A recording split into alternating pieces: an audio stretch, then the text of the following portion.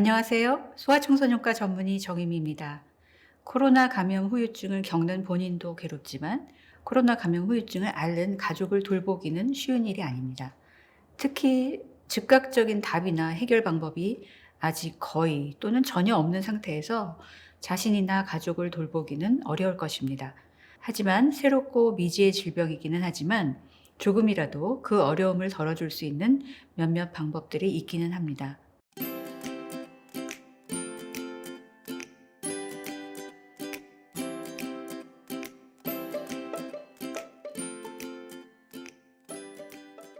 어른에 비해서 아이들은 코로나 감염 후유증이 훨씬 적게 나타나는 것 같지만 코로나 감염의 장기적인 영향이 소아청소년에게도 나타날 수 있습니다. 나이가 어린 아기들은 자신이 느끼는 문제를 말로 잘 설명하기 어렵기 때문에 후유증을 더 조기에 발견하기 어려울 수도 있습니다. 아이가 학교에 가거나 숙제를 제때 마치거나 일상생활을 하는데 코로나 감염 후유증으로 영향을 받고 있다면 담당 의료진과 학교 선생님과 함께 시험 시간을 조정하거나 학교 일과 중에 쉬는 시간을 할당하거나 수업 일정을 수정할 수 있는지 의논하는 것도 고려해 볼 수 있습니다. 유치원이나 방과 후 학습, 스포츠 활동이나 특활 활동에 대해서도 비슷한 사항을 의논할 수 있을 것입니다. 미국의 경우는 이미 2021년 7월 교육부에서 코로나 감염 후유증 때문에 학습에 장기적으로 어려움을 겪는 아이들을 선별해서 장애 학생들과 마찬가지로 재활 서비스가 필요한 특수 교육 대상에 포함시키는 대책을 마련하였습니다.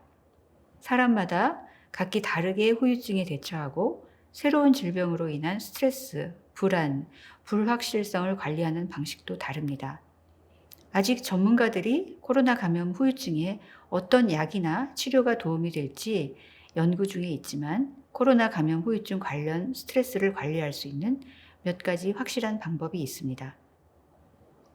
코로나 유행 소식을 계속 접하는 것 자체가 스트레스가 될 수 있기 때문에 소셜미디어 등에서 코로나 관련 뉴스를 보거나 읽거나 듣는 것을 잠시 중단하는 것이 좋습니다.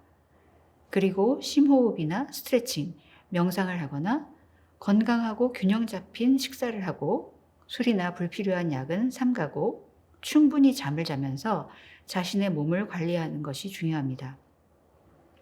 운동을 하는 것도 좋은데 자신의 몸이 보내는 신호에 귀를 기울이고 너무 지나치게 무리하지 않는 것이 중요합니다. 또 가능하면 좋아하는 취미 활동을 하는 등 시간을 내서 긴장을 풀고 또 믿을 수 있는 사람들과 연락해서 자신의 걱정과 감정에 대해서 이야기를 나눠보세요. 다음으로는 코로나 감염 후유증을 겪는 사람들을 돕는 방법입니다. 코로나 감염 후유증을 앓다 보면 뭔가 혼란스럽고 좌절하게 되고 장기적으로는 고립감마저 생길 수가 있습니다. 사람들마다 각자 겪는 후유증도 다르고 서로 다른 식으로 도움을 받고 싶어 할 수 있습니다. 아니면 전혀 도움을 바라지 않을 수도 있죠. 다른 사람을 어떻게 돕는 것이 가장 좋을지 알려면 먼저 공감하는 마음으로 이야기를 잘 들어주고 환자 자신이 필요로 하는 것을 물어보세요.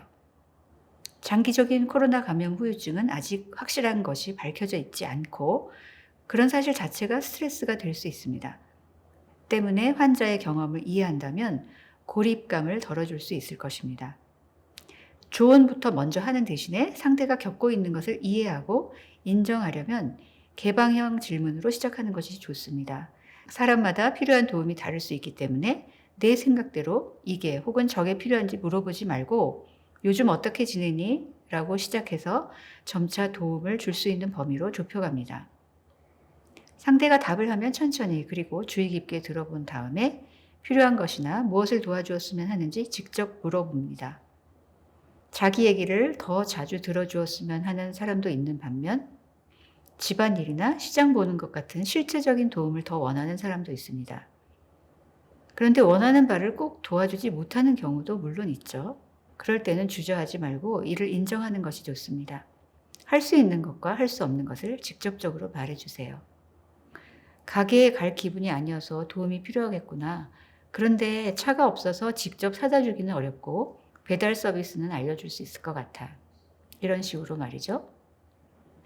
또한 다른 사람을 돌볼 때 본인도 건강한 일상을 유지하고 필요할 때 추가적인 지원을 요청하는 것이 다른 사람을 돕는 데 중요하다는 것을 잊지 말아야 합니다. 코로나 감염 후유증에 대해서 더 많은 것이 밝혀질 때까지 우리 모두 현명하게 헤쳐나갈 수 있기를 바랍니다.